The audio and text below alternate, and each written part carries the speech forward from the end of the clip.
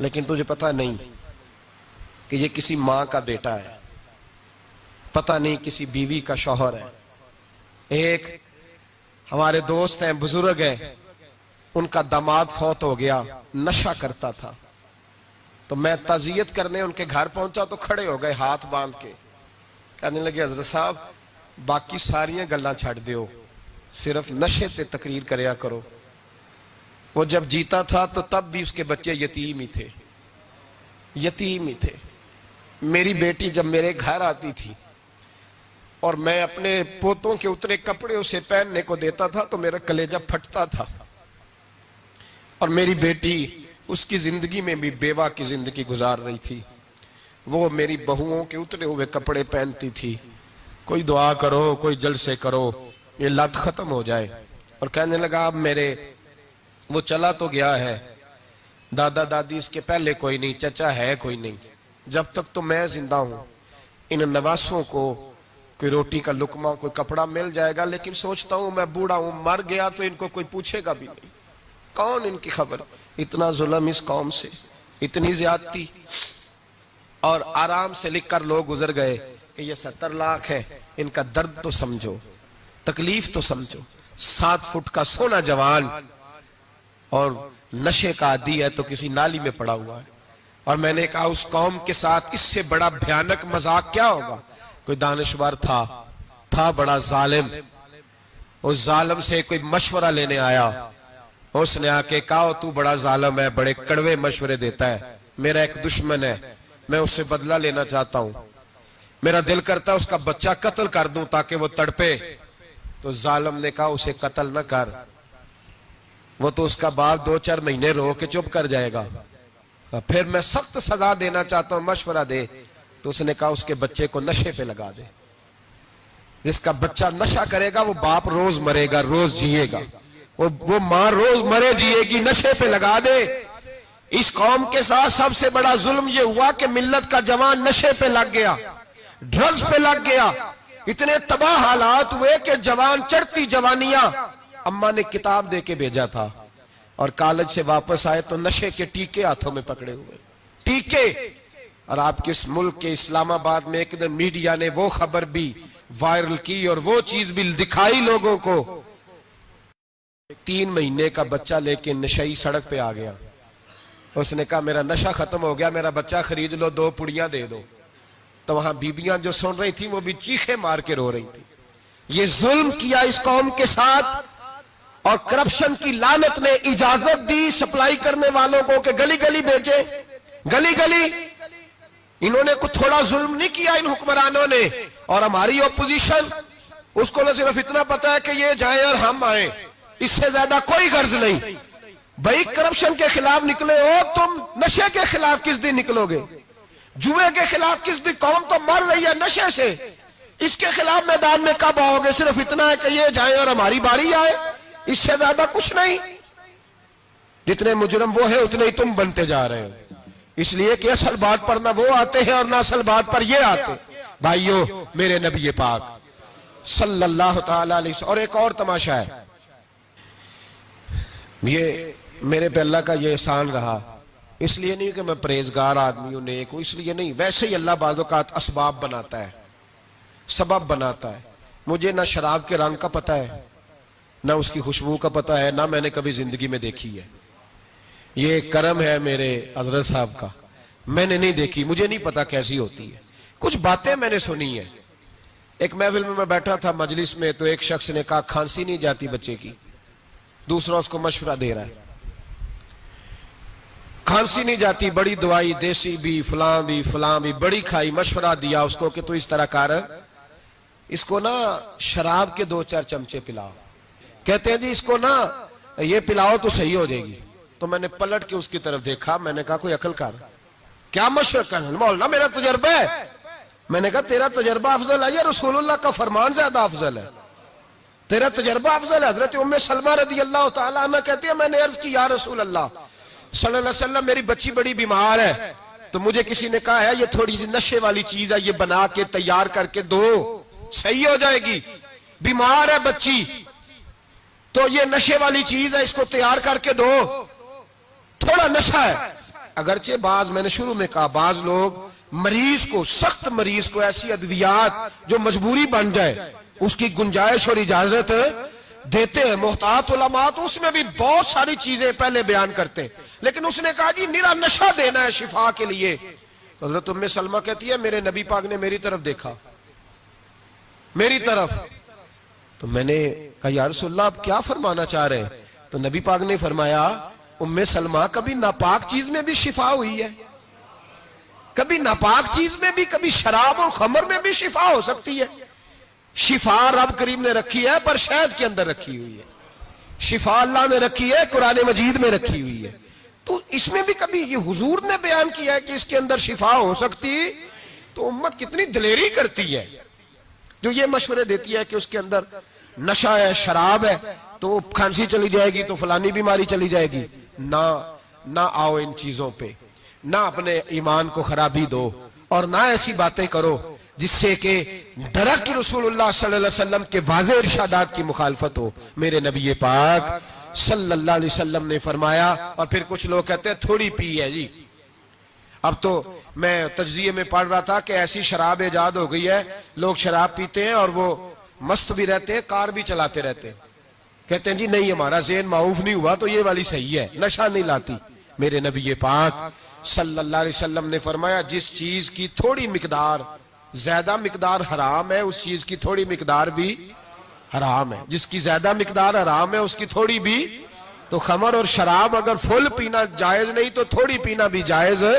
یہ حرام ہے اور حرام تھی اور قیامت تک حرام ہی رہے گی. میرے نبی پاک صلی اللہ علیہ وسلم نے منع کیا اور حضور نے اظہار ناپسندیدگی فرمایا. فرمایا 40 دن تو عبادت ہی قبول نہیں ہوتی شراب پینے والے جب تک سچی توبہ نہ کرے. ایک دن صحابہ بیٹھے تھے سارے، حضرت ابو بکر صدیق بھی تھے، فاروق اعظم بھی تھے، عثمان غنی بھی تھے، ڈھیر ساری تعداد تھی صحابہ کی، سارے تشریف فرما تھے. حضرت عبداللہ ابن عمر رضی اللہ تعالیٰ عنہ حدیث کے راوی ہیں اور مستدرک للحاکم کے اندر، ابن حبان کے اندر یہ روایت موجود ہے. فرماتے ہیں صحابہ نہ بات کر رہے تھے اور بات یہ کر رہے تھے کہ یار لوگوں کو گناہوں سے کیسے روکا جائے، لوگوں کو گناہوں سے گفتگو. صحابہ یہ کر رہے تھے. عبداللہ ابن عمر کہتے ہیں بیٹھے تھے اور یہ گفتگو کر رہے تھے کہ گناہوں سے پلاننگ جی ہوتی تھی. ان کی جو محفلیں ہوتی تھی نا بیٹھ کے، وہ خوش گپیاں نہیں ہوتی تھی بلکہ وہ تبلیغ کی، جد و جہد کی، لوگوں کو برائی سے منع کرنے کے لیے بیٹھتے تھے، اس پر منصوبہ بندی کرتے تھے، پلان کرتے تھے، آگے ترتیب دیتے تھے.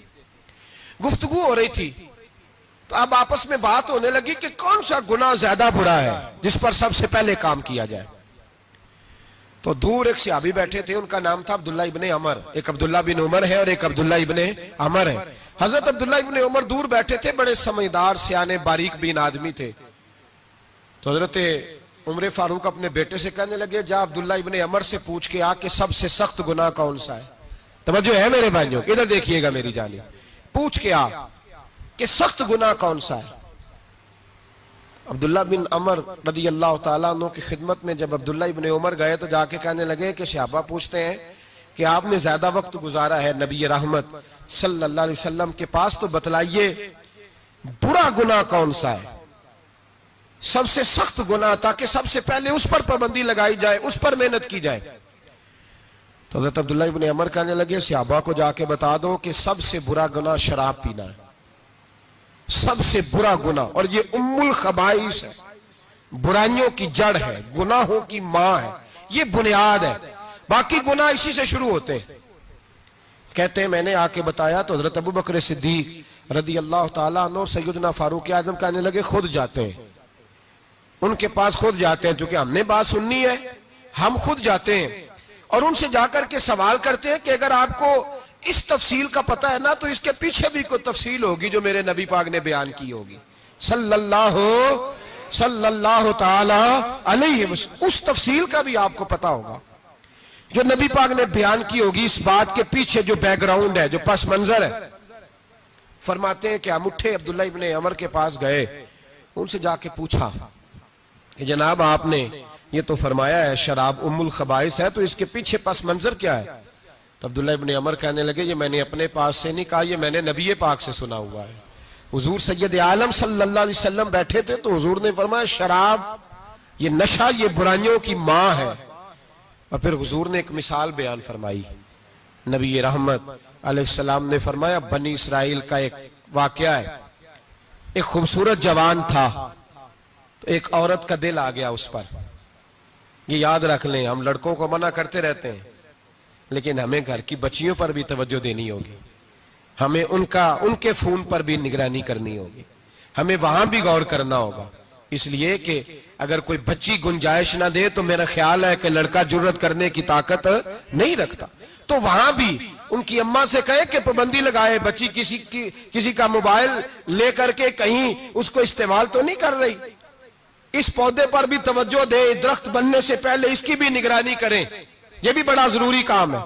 عورت کا دل آ گیا تو نبی پاک علیہ السلام فرماتے اس نے کوئی بہانہ لگایا, کسی کو کہا کہ اس نوجوان کو بلا کے لاؤ, اس کو کہو کہ ہم نے کوئی گواہی لینی ہے تجھ سے. وہ نوجوان آیا, ایک کمرے میں داخل ہوا تو اگلے کمرے میں لے گئے, وہاں داخل ہوا تو اس سے اگلے کمرے میں لے گئی, وہ داخل ہوا تو اسی طرح 7 مکفل کمروں میں لے گئی.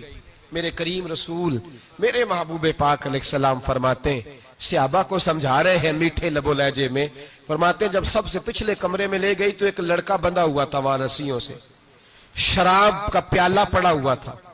اور بی بی کہنے لگی کوئی گواہی شواہی نہیں لینی, تجھے اس لیے بلایا ہے کہ تیرے اوپر دل آ گیا ہے, اب میرے ساتھ منہ کالا کر. تو وہ جوان کہنے لگا نہیں, میں نے اپنے نفس کو پاک رکھا ہوا ہے, میری نظر بھی پاک ہے, دل بھی پاک ہے, اور اس کی برکت یہ ہے کہ رب نے میری روح کو بھی پاک رکھا ہوا ہے, تو میں یہ حرکت نہیں کر سکتا. پاک لوگ پلید کاموں کی جانب توجہ نہیں کرتے, میں یہ حرکت نہیں کر سکتا. اقبال نے اپنے بیٹے کو دعا دی تھی, اس نے کہا تھا حیا باقی نہیں ہے زمانے کی آنکھ میں, خدا کرے کہ رہے تیری جوانی بے داغ, خدا کرے کہ رہے تیری جوانی بے داغ. کہا میرے ساتھ منہ کالا کر, اس نے کہا میں نہیں کرتا. کہنے لگی چل پھر اس کو قتل کر, اس کو میں نے باندھا ہوا. اس نے کہا میں قتل کیوں کروں, میری کیا دشمنی ہے. کہا پھر شراب پیو, کہا میں شراب بھی نہیں پیتا. تو کہنے لگی اب تو میں نے تجھے اپنے چنگل میں پھانس لیا ہے, اب تو یہاں سے بچ کے جا نہیں سکتا, اور اگر تو باہر جائے گا تو میں شور کروں گی, لوگ جمع کروں گی, اس نے میری عزت آبرو پہ ہاتھ ڈالا ہے, تو بچ تو نہیں سکتا, ایک کام تو کرنا پڑے گا. محبوب فرماتے ہیں اس نوجوان نے سوچا کہ زنا بھی بہت بڑا جرم ہے, قتل بھی بہت بڑا گناہ ہے, چلو اب مجبوری ہے تو شراب پی لیتا ہوں. لیکن وہ سمجھا نہ کہ شراب تو بنیاد ہے. اس نے ایک پیالہ جو پیا, کہنے لگا ایک اور دے دو, دوسرا پیا تو کہنے لگا ایک اور دے دو. اب 3 پیالے 3 بوتلیں شراب جو پی چکا تو خماری چڑھ گئی. اب اس عورت کے قریب جانے لگا کہ میں تیرے ساتھ زنا کروں گا. اس نے کہا جب تک میں قریب نہیں آنے دوں گی جب تک تو اسے قتل نہ کرے. اس نے اسے قتل بھی کیا, زنا بھی کیا. تو محبوب فرمانے لگے یہ قتل اور زنا جو ہوا ہے تو یہ شراب کی وجہ سے ہوا ہے. گویا شراب وہ جرم ہے جو قتل بھی کرائے گی, جو زنا بھی کرائے گی. اور اگر آپ نشئی کو دیکھیں, اگر آپ شرابی کو دیکھیں تو کیا وہ ڈکیتیاں نہیں کرتا پھرتا, وہ چوریاں نہیں کرتا, وہ اپنی ہی ماں کا زیور نہیں بیچ آتا, وہ اپنی ہی بہن کا پڑا ہوا جہیز نہیں بیچ آتا, وہ اپنے ہی گھر میں ڈاکے نہیں ڈالتا, وہ اللہ کے گھر مسجد میں آ کر کے چوری نہیں کرتا. وہ صرف اس لیے کرتا ہے کہ یہ نشہ, یہ شراب, یہ ماں ہے گناہوں کی, یہ جڑ ہے. ملت کے لوگوں یاد رکھو, اس امت اس پاکستان کے ساتھ جہاں بہت سارے ظلم ہوئے, وہاں بڑا ظلم یہ ہے کہ بہت بڑا طبقہ جوانوں کا نشے کا عادی ہے. وہ نشہ انہیں عشق مجازی اور عورتوں کے عشق کی جانب لا رہا ہے. وہ نشہ چوریاں کرا رہا ہے, قتل کرا رہا ہے, ڈکیتیاں کرا رہا ہے. بہت بڑے ظالموں نے بہت بڑے ہاؤس بنائے ہوئے ہیں جن کے اندر شراب فراہم کی جاتی ہے, نشہ دیا جاتا ہے. میں نے تو ایسے ایسے لفظ سنے کہ الیکشن کے دنوں میں ووٹ لینے کی خاطر سیاستدان انہیں نشہ فراہم کرتے ہیں, انہیں باندھ کے رکھتے ہیں, روز تمہیں پڑیا ملے گی, ووٹ ہمیں ڈالنا. اتنا ظلم, اتنی زیادتی, اتنا جبر, ایک انسان کے ساتھ کھیلنا. لوٹ آؤ, پکڑو ان کا دامن, اپنے گھروں کو بچاؤ, اپنے دوستوں کو بچاؤ. جاگو جاگو امت کے لوگوں جاگو. میرے نبی پاک صلی اللہ علیہ وسلم کے کلمہ گو لوگوں کو بچاؤ. ان پر اگر سختی کرنی پڑتی ہے تو کرو, پیار کرنا پڑتا ہے تو کرو, محنت کرو, جدوجہد کرو.